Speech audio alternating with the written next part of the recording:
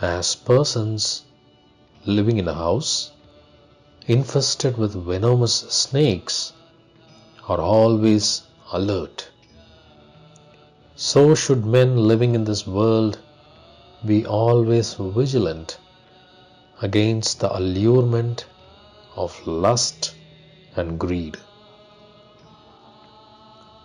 On coming across a snake, usually we say, "Mother, please move away, showing your tail and hiding your head."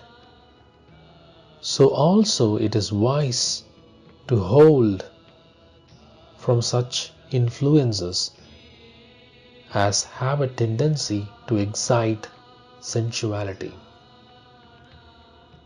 It is far better not to come in contact with them than to gain experience by a fall. A disciple once asked Sri Ramakrishna how he was to conquer lust. For though he was passing his days in religious contemplation, evil thoughts were arising in his mind from time to time. To him, the master said, there was a man who had a pet dog. He used to carry it about in his arms, play with it, and kiss it.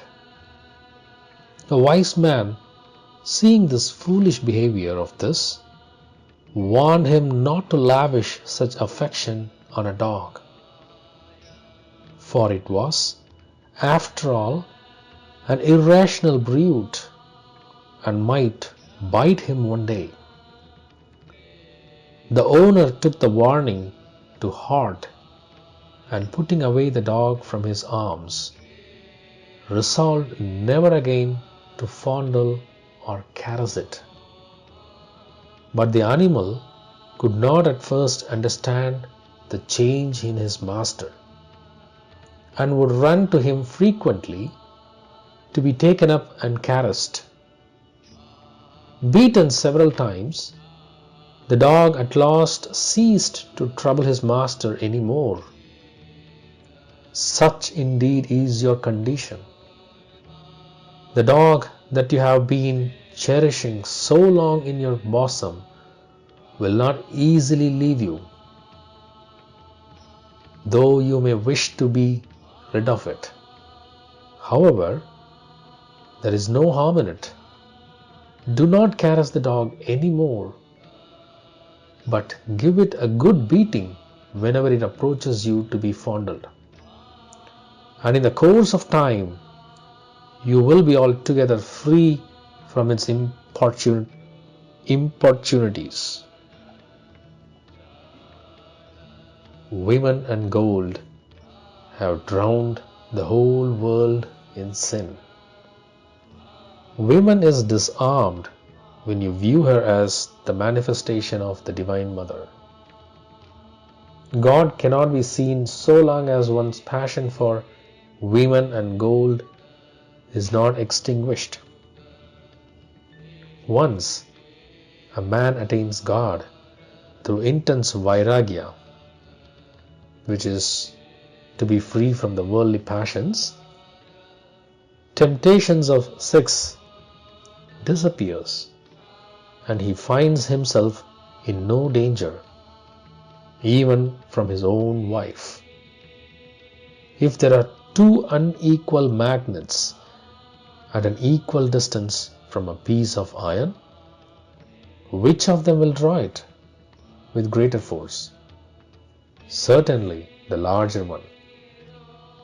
Verily, God is the larger magnet.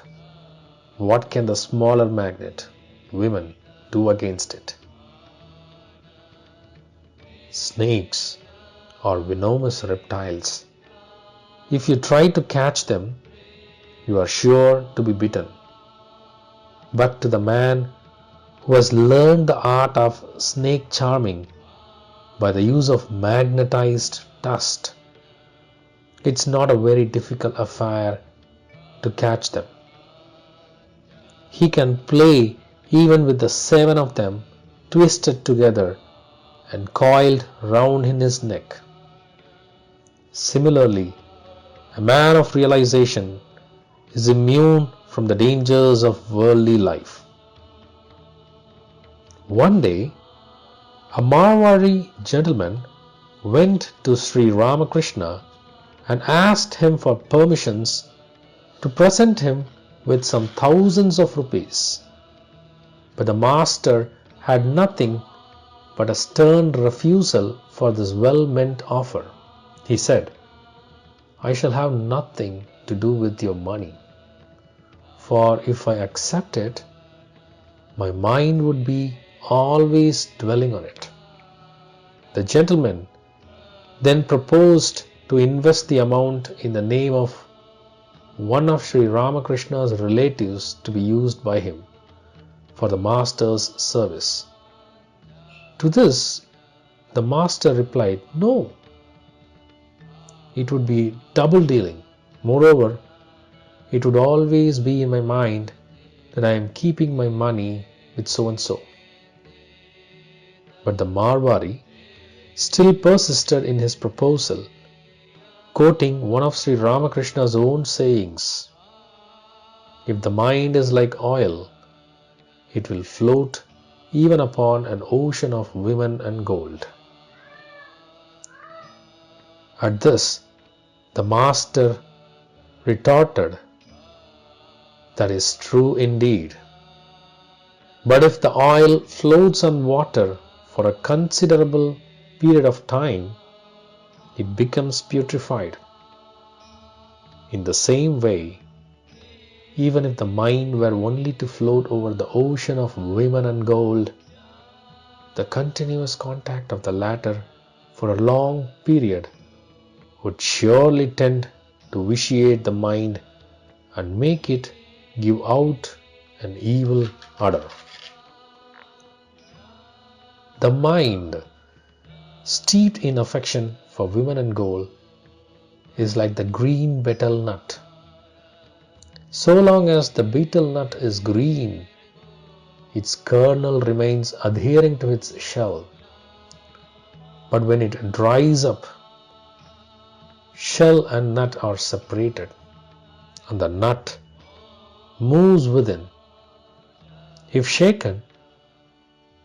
So when the affection for women and gold dries up, the soul is perceived as quite different from the body. When the mind is free from attachment to the sense objects, it turns to God and is fixed on Him. The bound soul becomes free in this way. That soul is bound which takes the path leading away from God. When attachment for wealth and sex is wiped out from the mind, what else is left? Only the bliss and divine. Thank you.